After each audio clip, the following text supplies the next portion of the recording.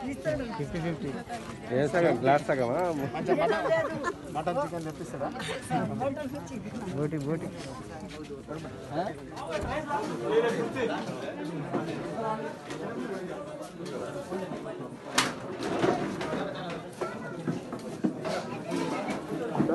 ఈ గ్రామంలో తను చేయాల్సినవి మన పరిధిలో ఉన్నాయి. మనం ఏం చేయాలో మనం సంపూర్ణంగా ఆమెకు మద్దతు ఇద్దాం. ఇంకా బయట మేడం గారు రాత్రి ఫోన్ చేసి కాకుండా సార్ వాళ్ళు వస్తే నేను ఇంకేదో ప్రోగ్రామ్ మాట్లాడదాం అనుకుంటున్నా, కొన్ని రాలేకపోతున్నాను గారు మేడం గారు చెప్పడం జరిగింది.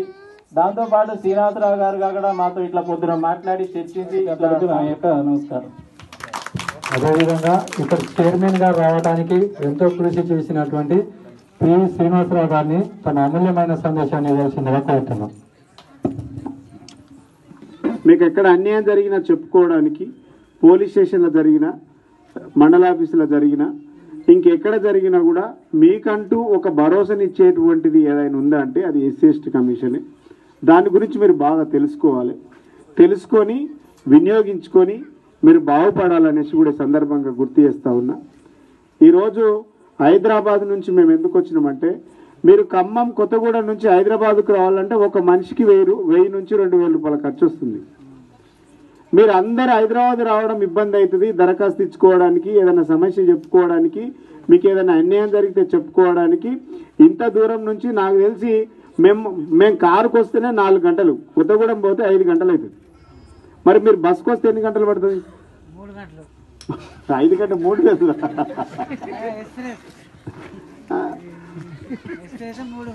హైదరాబాద్కు. ఓకే.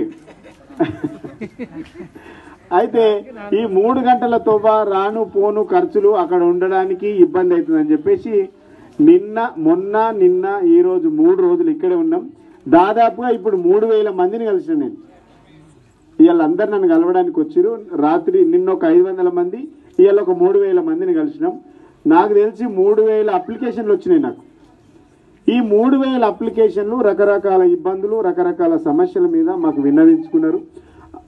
ఆ సమస్యలన్నిటిపైన కలెక్టర్కు, జిల్లా ఎస్పీ గారికి, అదేవిధంగా కొత్తగూడెం కలెక్టర్, జిల్లా దగ్గరికి వెళ్ళి న్యాయం అందించే విధంగా ఈ కమిషన్ మీకోసం పనిచేస్తూ ఉన్నది. కాబట్టి ఏ చిన్న ఆపద వచ్చినా కమిషన్ దృష్టికి తీసుకురండి.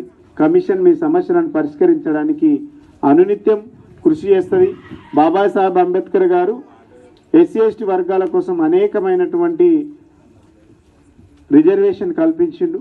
ఆ రిజర్వేషన్లతోనే ఇవాళ నేను చైర్మన్ అయినా, ఈ ఊర్లో ఆయన సర్పంచ్ అవుతాడు, ఇంకో ఆయన ఎమ్మెల్యే అవుతాడు, ఇంకో ఆయన ఎంపీ అవుతాడు, ఇంకోరు జెడ్పీటీసీ, ఎంపీటీసీ ఇట్లా అవుతారు. ఇవన్నీ కూడా వినియోగించుకోవాలి.